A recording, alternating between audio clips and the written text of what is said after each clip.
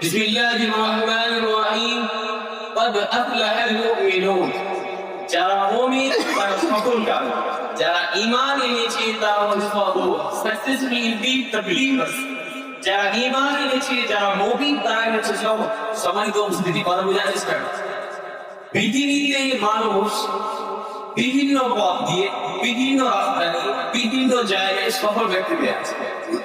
যেমন আপনি যদি পাওয়ারের দিক দিয়ে সফল ব্যক্তি ধরতে যান, সফল ব্যক্তি ওরা হবে যেমন যেসব দেশের প্রধানমন্ত্রী আছে, ডোনাল্ড ট্রাম্প আছে, জিনিসের উপর পাওয়ার আছে। আমাদের দেশের প্রধানমন্ত্রী আছে নরেন্দ্র মোদী, কিংজন আছে, এইসব ব্যক্তিত্বগুলো এরা হচ্ছে পাওয়ারের দিক দিয়ে সফল ব্যক্তি। আপনি যদি অন্য পথ দিয়ে দেখতে যান, টাকা পয়সার পথ দিয়ে, টাকা পয়সার বল দিয়ে তারা বিয়ে ব্যক্তি সফল। ইলন মাস্ক আছে, বিল গেটস আছে, মার্ক জুকারবার্গ আছে, এইসব ব্যক্তিত্বগুলো এরা হচ্ছে টাকা পয়সার দিকে সফল।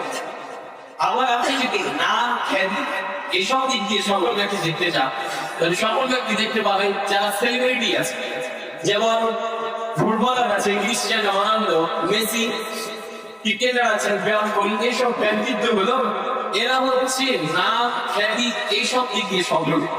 কিন্তু আমার আল্লাহ বলছে যে সকল ব্যক্তি প্রকৃতপক্ষে ওরাই, সকল ব্যক্তি প্রকৃতপক্ষে ওরাই যারা ঈমান এনেছে, যারা মুমিন, তারাই হচ্ছে সফল। সম্মানিত উপস্থিতি, আপনি যদি নিজের জিহ্বা দিয়ে আমি মুমিন, আমি মুমিন, আমি মুমিন এভাবে বাইরে করেন, এটা মুমিন না। আল্লাহ তাআলা বলছেন তুমি যদি একচেটিয়া মুমিন হও, তাহলে তোমার ভিতরে সাতটি কোয়ালিটি, সাতটা বৈশিষ্ট্য, সাতটা ফিচার তোমার ভিতরে থাকা দরকার। যথেষ্ট আমি মুমিন, আমি মুমিন বলে এগুলো হবে। সাহাবায়ে রাদিয়াল্লাহু আজমাইন বলেন তাআল্লামনাল ঈমান ক্বাবলা আন না'লামাল কুরআন।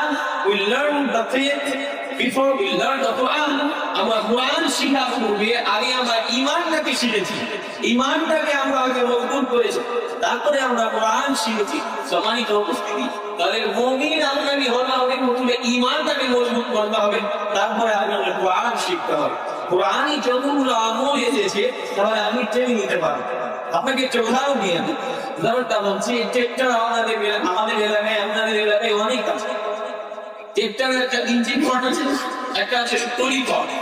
এবার টলি পার্টে যদি আপনি সামান বোঝ করে দেন টলিটাকে, আর আপনার ইঞ্জিন যদি ঠিক না থাকে, তাহলে আপনার ট্রেক্টরটা কোথাও যাবে না, ওখানে লড়বে।